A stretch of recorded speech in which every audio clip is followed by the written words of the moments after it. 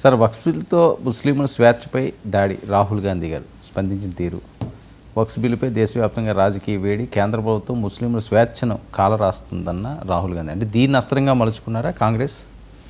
అంటే నిన్న గుజరాత్లో కాంగ్రెస్ పార్టీ విస్తృత ప్లీనరీ జరిగింది. అక్కడ ముగింపు ప్రసంగంలో రాహుల్ గాంధీ తీవ్రంగా మాట్లాడారు. ఒకటి, బీజేపీ దళితులకు ముస్లింలకు వ్యతిరేకము అన్నది.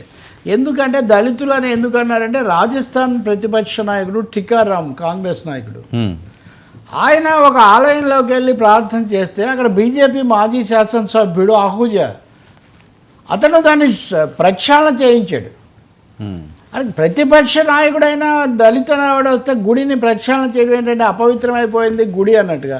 ఇంకా అదే కదా సనాతన ధర్మం, వర్ణాశ్రమం అంటే కులమత తేడాలకు వస్తాయనే ఆరోపణకి ఇది రాహుల్ గాంధీ దీన్ని కూడా వాళ్ళు దళితులను చేస్తారంటూనే వక్ఫ్ బిల్ అన్నది కూడా ఈ విధంగా. ఇంకోటి కూడా అన్నాడు ఆయన, కులగణన చేస్తామంటే అందుకే బీజేపీ వద్దంటుంది, కింది కులాలకు మేలు జరగడం వాళ్ళకి ఇష్టం లేదు, మేము తెలంగాణలో మోడల్గా మేము కులగణన చేసాము, దేశమంతా కూడా చేసి కింది కులాలకు చేస్తామంటూ మత సామరస్యానికి కూడా భంగం కలిగిస్తున్నారు. వరుసగా ముస్లింలు, క్రైస్తవులు, సిక్కులు ఇట్లా వీళ్ళ మీద దాడి చేసుకుంటే పోతే ఇట్లా వక్ఫ్ బిల్ అనేది ఇంత మొండిగా దాన్ని ఆమోదించి రేపొద్దున వక్ఫ్ ఆస్తుల మీద పడతాము అనేది వాళ్ళు చేస్తున్నారు. సో రాజ్యాంగం చెప్తున్న మత స్వేచ్ఛకు మోదీ ప్రభుత్వం పూర్తిగా భంగం కలిగిస్తూ ఉందన్నది ఆయన చాలా తీవ్రంగా చేశారు.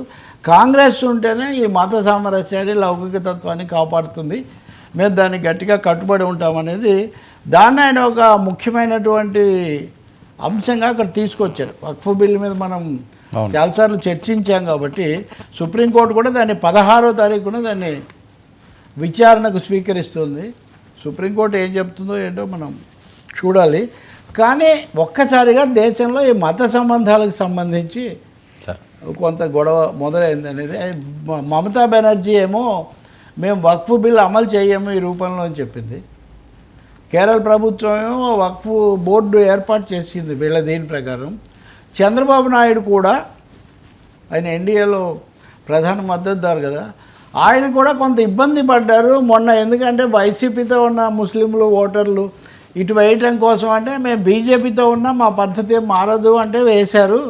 కానీ ఇప్పుడు వచ్చి రాగానే ఈ బిల్లు తీసుకొస్తుంటే చంద్రబాబు నాయుడు అనధికారికంగా వక్ఫ్ బోర్డు చైర్మన్ను మీరు నాన్ ముస్లిమ్స్ను, ముస్లిమేతరులను తీసుకోకండి అంటే బిల్లులో అవకాశం ఉన్నా సరే మీరు తీసుకోకండి అని ఆదేశాలు ఇచ్చారు అని చెప్తున్నారు. సో దీని చుట్టూ ఇంత రాజకీయం నడుస్తూ ఉంది. కాంగ్రెస్ పార్టీ మటుకు కొంత పుంజుకునే ప్రయత్నం ప్రారంభించింది. దానికి ఇది కూడా ఒక ముఖ్యమైన, మేము లౌకిక తత్వాన్ని కట్టుబడతామన్నది ముఖ్యమైన స్లోగన్గా, నినాదంగా తీసుకునేట్టు కనిపిస్తుంది సార్.